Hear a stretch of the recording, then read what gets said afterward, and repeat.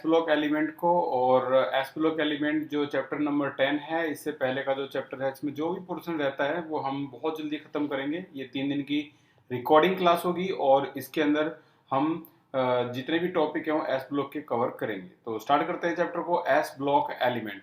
तो S block element की जो शुरुआत होती है ये अल्कलाई मेटल्स और अल्कलाइन अर्थ मेटल से होती है, दोनों से मिलकर बना हुआ है एस ब्लॉक आपका पूरा का पूरा। ठीक है, तो अल्कलाइन मेटल कौन कौन से होते हैं भाई? ये सारे के सारे जो अल्कलाइन मेटल हैं ये आपके हैं लीना की, रब से फरियाद, रब से फरियाद। यहाँ पर जो फरियाद है ये आपका फ्रेंसियम है और ये रेडियो एक्टिव एलिमेंट है। इसकी हाफ लाइफ की जो होती है 21 मिनट की हाफ लाइफ होती है इसकी, ठीक है ना, 21 मिनट। अच्छा, और बाकी सभी एलिमेंट हम अच्छी तरीके से इसमें स्टडी कर लेंगे। और इनको अल्कलाइन मेटल क्यों कहते हैं? क्योंकि they are called collectively known as alkaline metal, because ये इसका रीजन है। और आपके जो रीजनिंग क्वेश्चन है उसके हम लिस्ट बनाएंगे, 50 क्वेश्चन उस लिस्ट में होंगे, एनसीईआरटी, आउट ऑफ एनसीईआरटी सभी के सभी मिला के, और उनसे बाहर एक क्वेश्चन भी एग्जाम में नहीं आएगा। ठीक है, तो इनको अल्कलाइन मेटल क्यों कहते हैं? These are so called because they form hydroxide on reaction with water. अगर पानी के साथ रिएक्शन करवा दिया जाए तो ये हाइड्रोक्साइड बनाते हैं और ये स्ट्रॉन्गली अल्कलाइन नेचर का होता है। कौन? हाइड्रोक्साइड। जैसे सोडियम की बात करें तो पानी में डाल दोगे तो कौन नहीं जानता, NaOH, जो कि एक पॉपुलर कंपाउंड है, और ये पॉपुलर क्या है आपका? हाइड्रोक्साइड है, कास्टिक सोडा।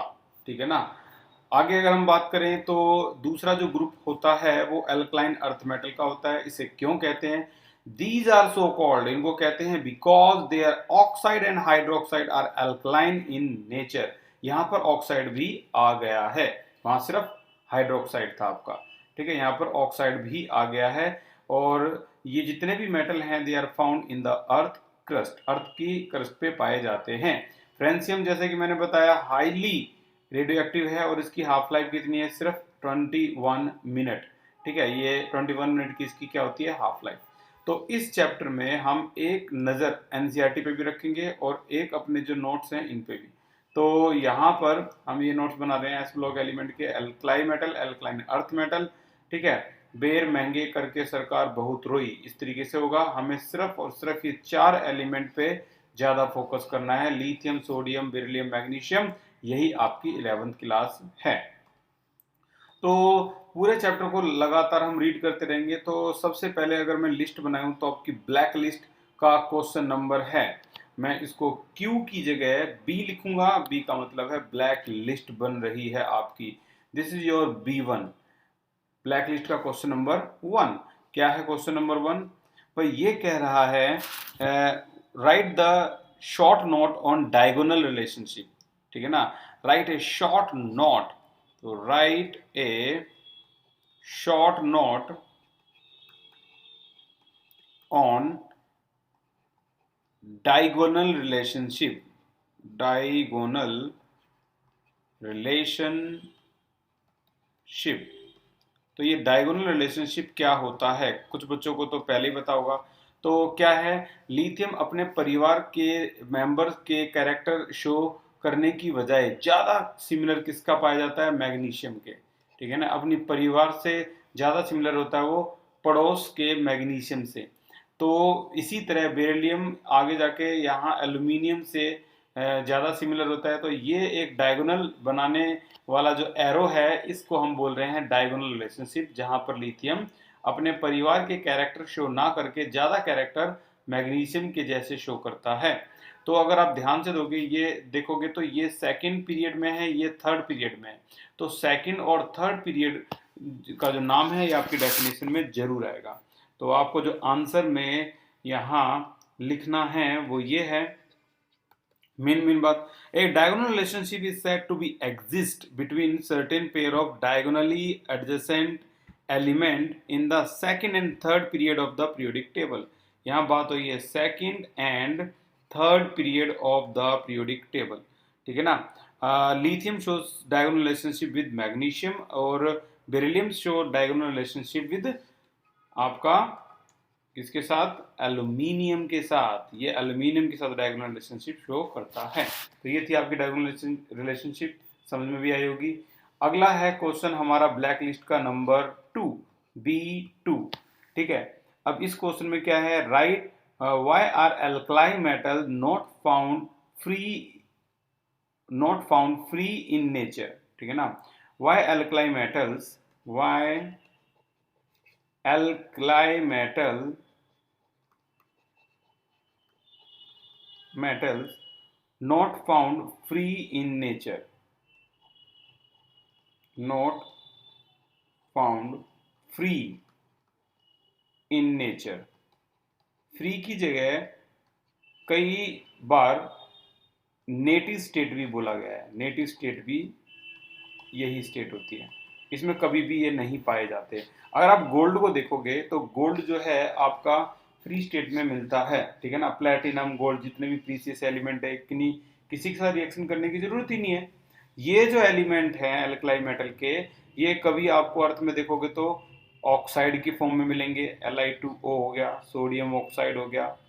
ठीक है ना, ये कभी सल्फाइड की फॉर्म में मिलेंगे, Na2S हो गया, कभी ये हैलाइड की फॉर्म में मिलेंगे, NaCl हो गया। तो इस तरीके से किसी ना किसी के साथ कंबाइंड स्टेट में मिलते हैं। ये कभी भी नेटिव स्टेट या फिर बोल सकते हो फ्री स्टेट में नहीं मिलते। और इसका वो रीजन पूछ रहा है क्यों, ऐसा क्यों है? तो आंसर क्या है भाई? आंसर बड़ा सिंपल है, कई को पहले से ही पता होगा, क्योंकि ये सभी के सभी जिद्दी एलिमेंट क्या होते हैं? हाईली रिएक्टिव होते हैं। ठीक है ना, ये हाईली रिएक्टिव होते हैं और ये बहुत जल्दी रिएक्शन करते हैं दूसरे के साथ। तो जो नोट्स मैं आपके सामने ये रीड कर रहा हूँ, ये आपको व्हाट्सएप ग्रुप में सारे के सारे प्रॉपर मिल जाएंगे। क्या है आंसर इसका? Alkali metal are highly reactive, आ गया ये नाम, reactive, and therefore they are not found free in nature, they are present in combined state। किसमें पाए जाते हैं ये? combined state में पाए जाते हैं, in the form of sulfide, hydride, oxide, nitride, right? ये देखो जैसे लिथियम नाइट्राइड, ये होता है लिथियम नाइट्राइड। ठीक है ना, हाइड्राइड की बात करोगे तो सोडियम हाइड्राइड, इस तरीके से हाइड्राइड बनाते हैं ये। ठीक है, तो सल्फाइड भी हो गया, ऑक्साइड भी हो गया, नाइट्राइड भी हो गया, हाइड्राइड भी हो गया। इन फॉर्म में ये पाए जाते हैं, कभी भी नेटिव स्टेट या फिर फ्री स्टेट में नहीं पाए जाते। मूव करते हैं अगले क्वेश्चन की तरफ। This is your B3 black list का क्वेश्चन नंबर 3। ऐसे हमारी लिस्ट ये 50 तक जाएगी। ठीक है, और साथ साथ हम एनसीईआरटी पे भी अपना पूरा फोकस रखेंगे। ठीक है, तो थर्ड क्वेश्चन क्या है? Alkali metal and their salt. Alkali metal and their salt क्या है? imparts characteristic color to the flame, imparts characteristic color to the flame, यानी ये फ्लेम पर कैरेक्टरिस्टिक कलर शो करते हैं। आप इसको देखोगे एनसीईआरटी को तो आपको दिखेगा ये क्रिम्सन रेड, एप्पल ग्रीन जैसे कई कलर जो हैं ये शो करते हैं। जैसे लगातार हम इस पे निशान लगाएंगे। जनरल इलेक्ट्रॉनिक कॉन्फ़िगरेशन क्या होती है इनकी? नोबल गैस NS1 एल्कलाई की, हम एल्कलाई को कर रहे हैं अभी। ठीक है, तो NS1 और एल्कलाइन अर्थ मेटल की NS2 होती है। अच्छा, और आगे अगर हम जाएं तो ये डायगोनल रिलेशनशिप शो करते हैं। ये डायगोनल रिलेशनशिप शो करने का जो रीजन है वो क्या है? क्योंकि यहाँ पर जैसे lithium show diagonal relationship with magnesium, beryllium show diagonal relationship with aluminium and in their property, इसको बोलते हैं डायगोनल रिलेशनशिप। ठीक है, क्योंकि इनका लगभग साइज जो होता है वो क्या हो जाता है? सिमिलर। ठीक है ना, देखो ये इन्होंने रीजन बताया diagonal relationship due to similarity in ionic size. ठीक है, या चार्ज टू मास रेशियो जो एलिमेंट की है वो क्या होती है? लगभग सिमिलर होती है। यही वजह है कि ये डायगोनल रिलेशनशिप शो करते हैं। ये तो हम कर चुके थे।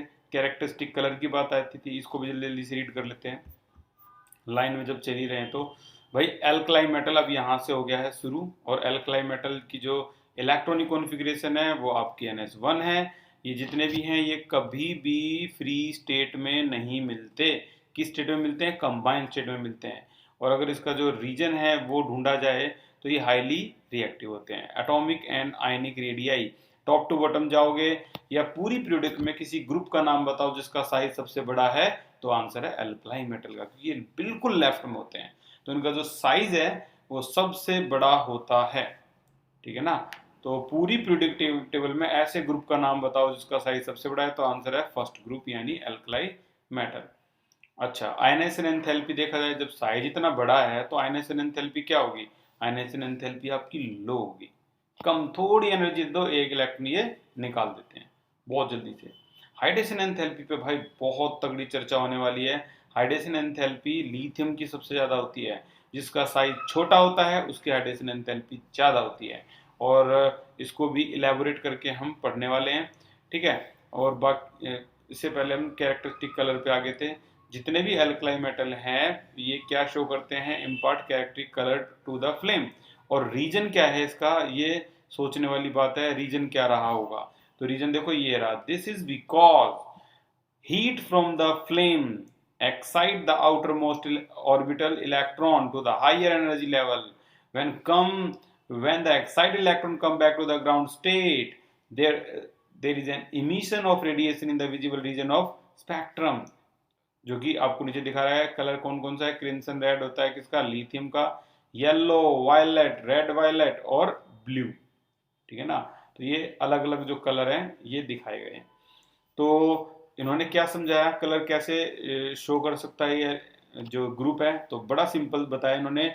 आउटर मोस्ट इलेक्ट्रॉन जो होता है, जैसे ये पहली शेल है, दूसरी शेल है, तीसरी शेल है, और ये इसका मान लो चौथी शेल है।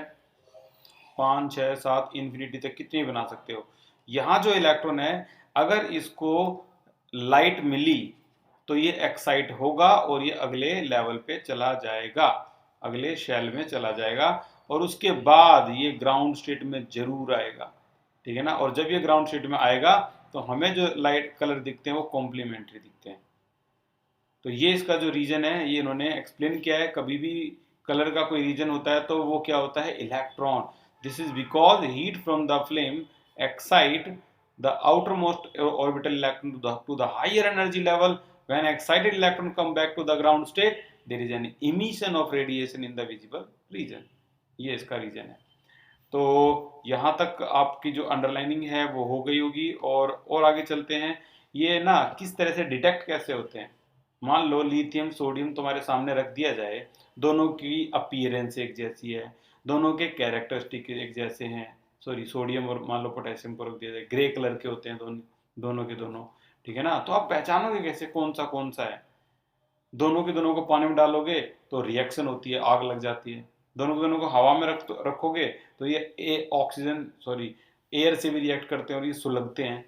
तो आप पहचानोगे कैसे? तो आंसर है एब्जॉर्प्शन स्पेक्ट्रोस्कोपी, या फ्लेम टेस्ट भी कह सकते हो। देखो फ्लेम पे रखोगे तो ये येलो कलर शो करेगा, ये वायलेट कलर शो करेगा। You can easily distinguish between them.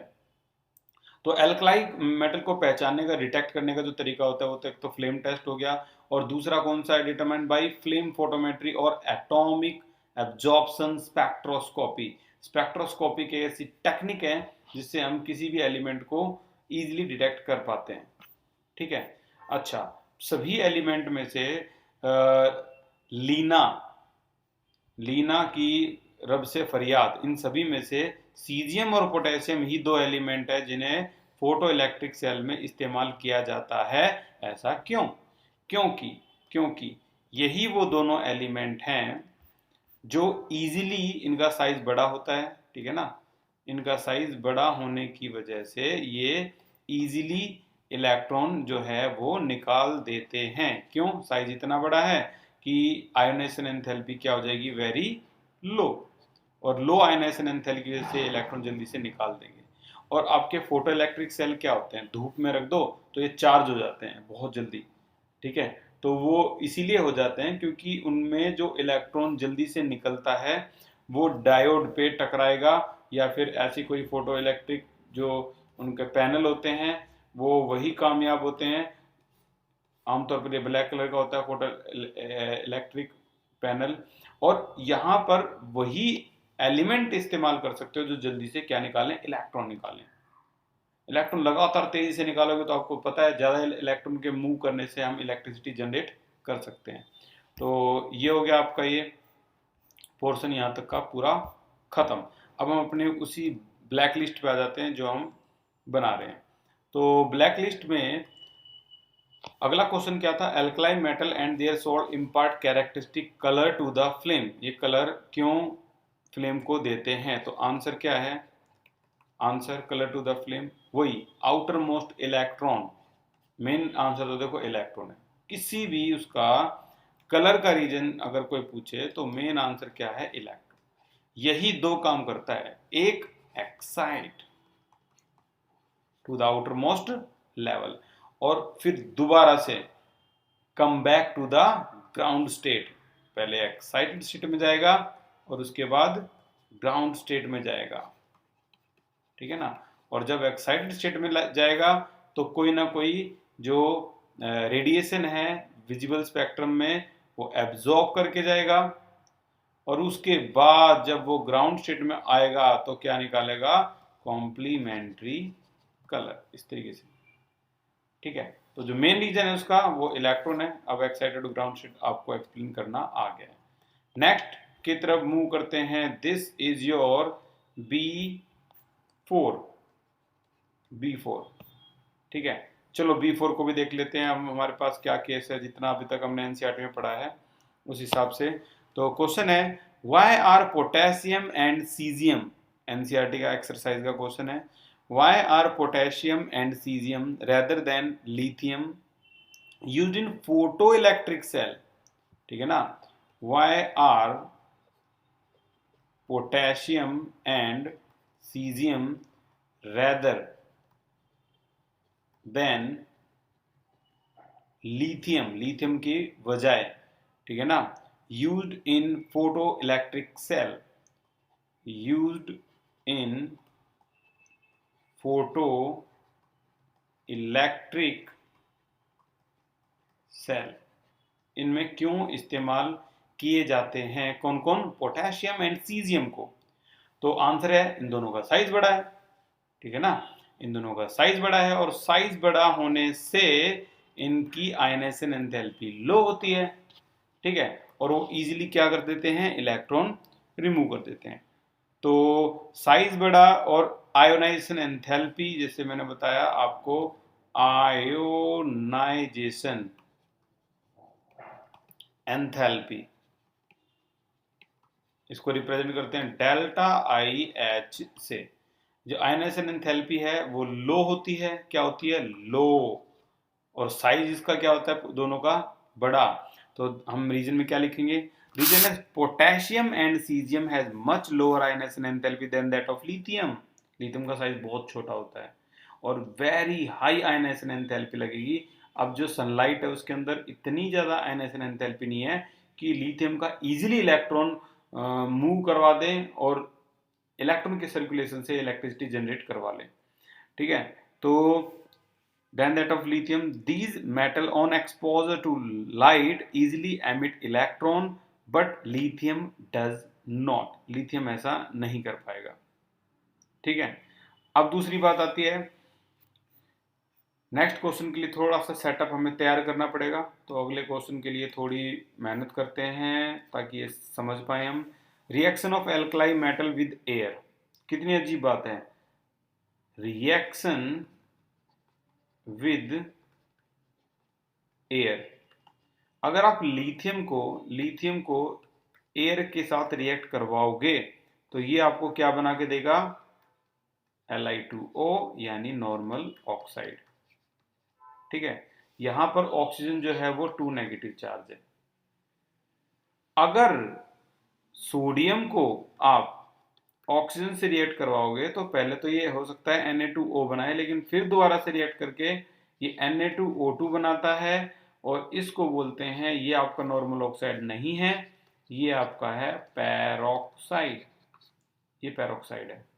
यहां पर O2 जो है इन दोनों पे चार्ज है 2 नेगेटिव, और अगर आप पोटेशियम को लेके आते हो ऑक्सीजन के साथ तो ये बनाता है आपका KO2।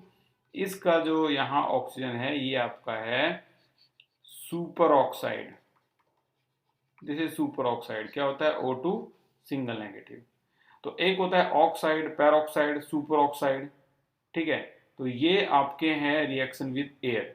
कोई भी एल्कलाई मेटल जो है आपको इस तरीके से ऑक्साइड, पैरोक्साइड और सुपर ऑक्साइड बना के देगा।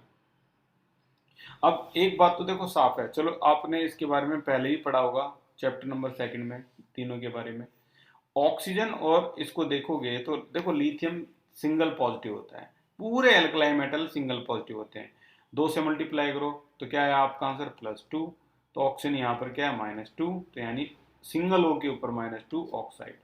यहाँ देखो लेफ्ट में +2 तो राइट में क्या होना चाहिए? -2। दोनों ऑक्सीजन के ऊपर 2 नेगेटिव यानी है आपका पैरोक्साइड। यहाँ पर देखो लेफ्ट में +1 तो यहाँ राइट में क्या होना चाहिए? -1, सॉरी -1। तो इसलिए O2 सिंगल नेगेटिव, ये आपका सुपर ऑक्साइड। अब अगले क्वेश्चन को देखते हैं आप कर पाओगे या नहीं। What is the oxidation state of, NCERT का क्वेश्चन है।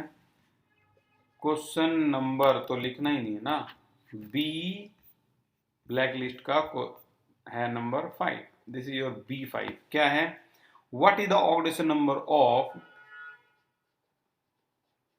what is the oxidation number of potassium in KO2 and sodium in Na2O2।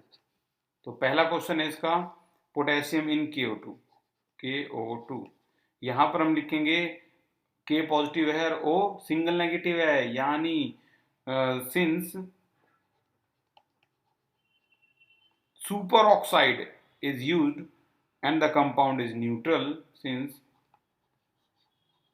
superoxide is used and the compound is neutral, तो नो डाउट यहां पर जो इस्तेमाल हुआ है वो आपका क्या है? KO2 में इस K का ये X और ये पूरे के ऊपर -1 इज इक्वल टू 0। X की वैल्यू आ जाएगी आपकी +1।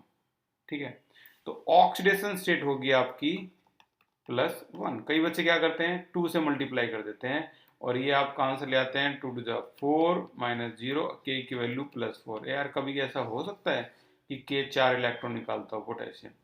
पहला ग्रुप तो 1 इलेक्ट्रॉन निकालने के लिए पॉपुलर है, तो ऐसा कभी नहीं हो सकता।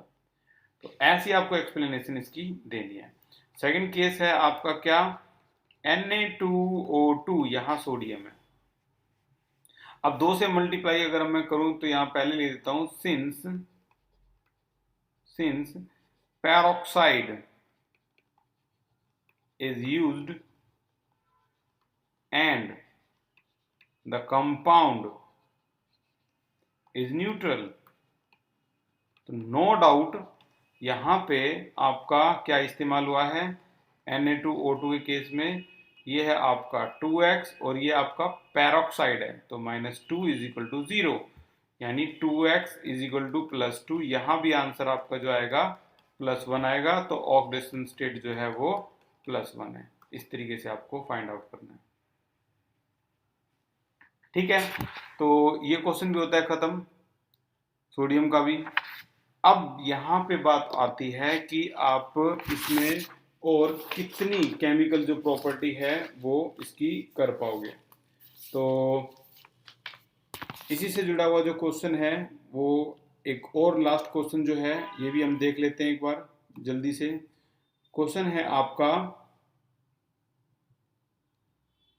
why is KO2 paramagnetic? इससे जुड़ा हुआ क्वेश्चन है। This is your question number B5 है, तो ये आपका लास्ट क्वेश्चन है B6। क्वेश्चन है, why is KO2 paramagnetic? Why is KO2 is paramagnetic? Paramagnetic कैसे है KO2? भाई बड़ा सिंपल सा आंसर है, सिंस, वही अभी जो ऊपर किया है, सिंस क्या?